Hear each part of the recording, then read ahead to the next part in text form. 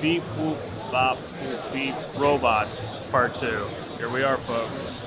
It is the final day, qualifications, the pits are open, and we're here with Power Surge. Let's go see what they're up to before it gets any later in the day.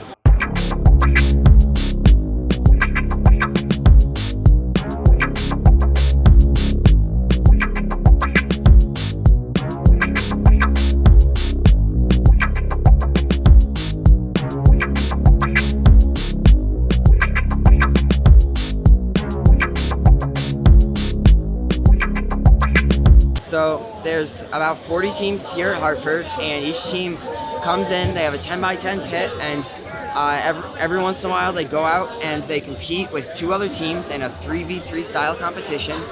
And at the end of this qualification period of 12 matches, the teams are selected for playoffs, and you end up with a bracket of sorts that determines the 3 winners at the end of the weekend.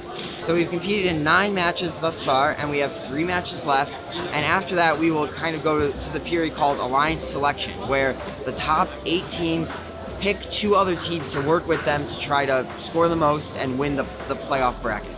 They give us certain qualification points that count towards a district championship. And basically, those district points can be scored via getting picked as part of an alliance and going into the playoffs. Unfortunately, if we don't get picked for playoffs, we wouldn't go any further to districts or to the world level, but we still we have postseason competitions and a lot of other fun events where we will use our robot, which is named Apollo.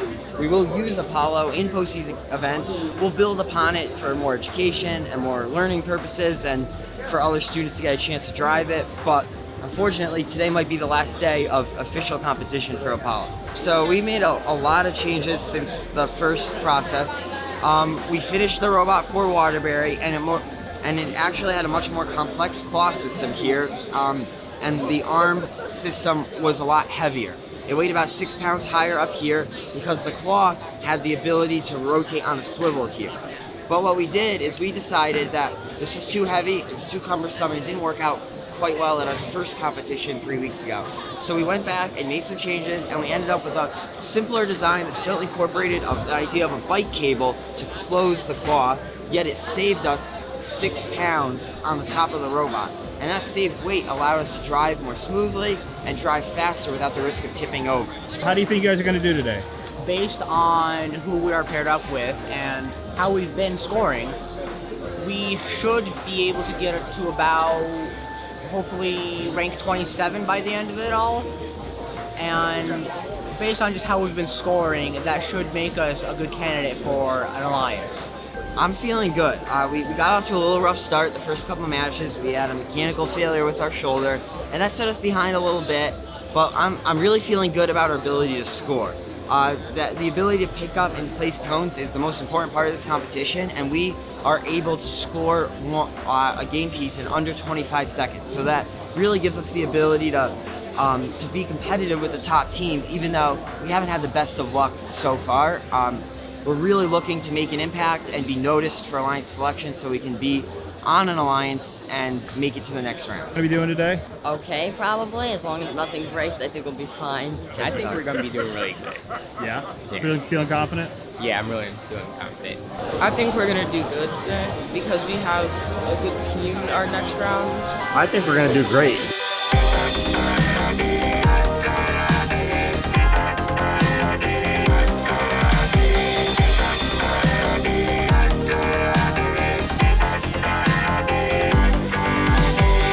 Hi, I'm Paul Lavoie, Connecticut's Chief Manufacturing Officer, and I'm here in Hartford at the FIRST Robotics event. Boy, I'm telling you, this is so exciting.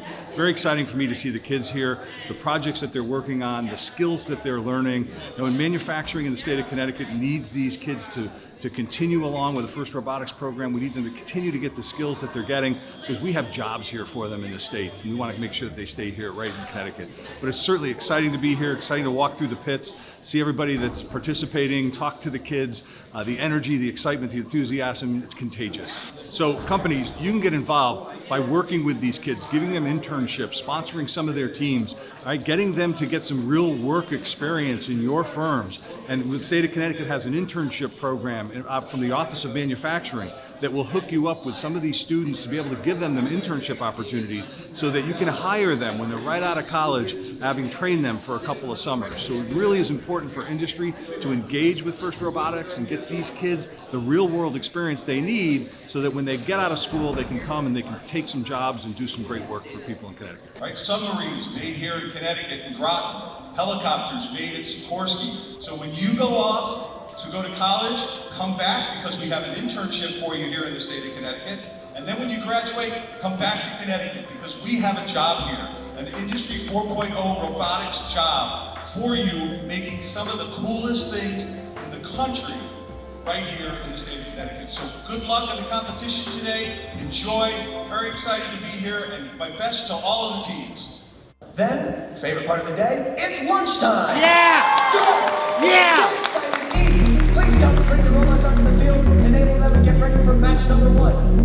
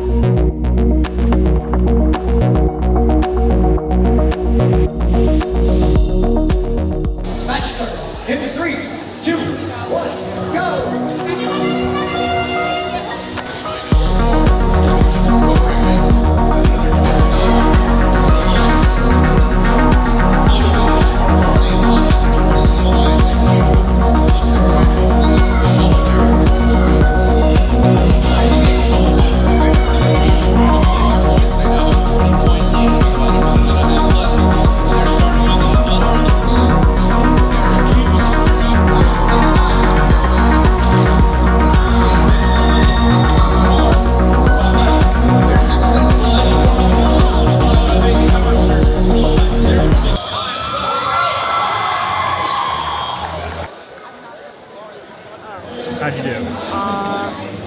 We did pretty good. We didn't win. We still need to practice on grabbing the cones on like the certain area because we might grab it a little too far, too close, and it'll fall out. That's like one of our biggest problems. In that match, we did pretty good. We were doing lots of cones and cubes. We were definitely traveling back and forth. In that last couple seconds, we decided to get off the charging station because we didn't want to mess up with the other team. We wanted the other team to get fully engaged. And so now in our next match, they're gonna be talking strategy about all that, and they're gonna discuss between everything and just keep moving on and keep getting better and better. And Philly Electric, it's 27-12. Power Surge. 3, 2, 1, go. This is going to be number 73 out of the number 1 cube. And I know cube knows with another cube already.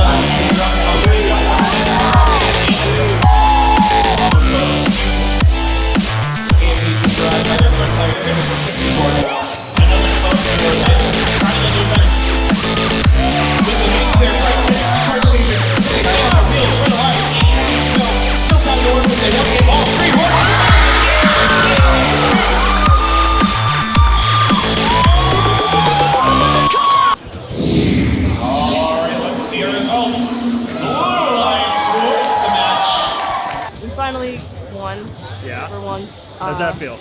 Good. So what does that mean going forward? Helps us with our points. Yeah. Competition 78 or 73 today, and it's our last one.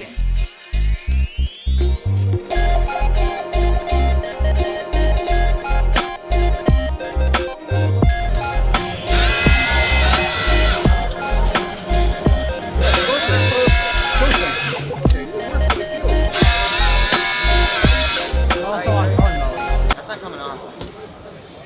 That's pretty good. Well, you're on cone mode.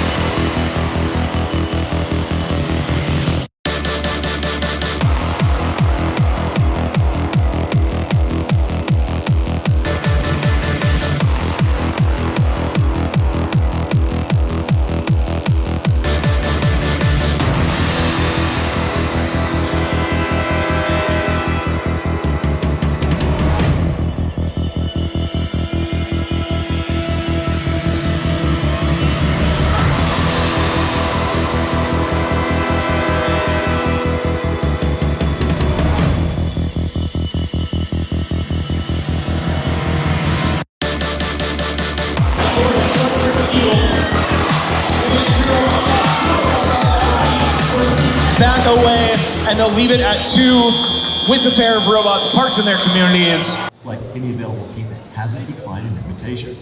This process continues through Alliance 8. Notice that a previously unavailable team has become an Alliance captain. Unfortunately, we didn't get picked for Alliance today, which means we have concluded our time here at Hartford, but we learned a lot, and we managed to improve our robot greatly from when we first started, and all of our students now know a lot more about what FIRST Robotics is and how we are going to go forward as a team, and we just learned a lot, and we're ready for the next steps, whether it be postseason competitions or just more education about how this all works, because that's what we're here to do, is we're here to learn, and we did that.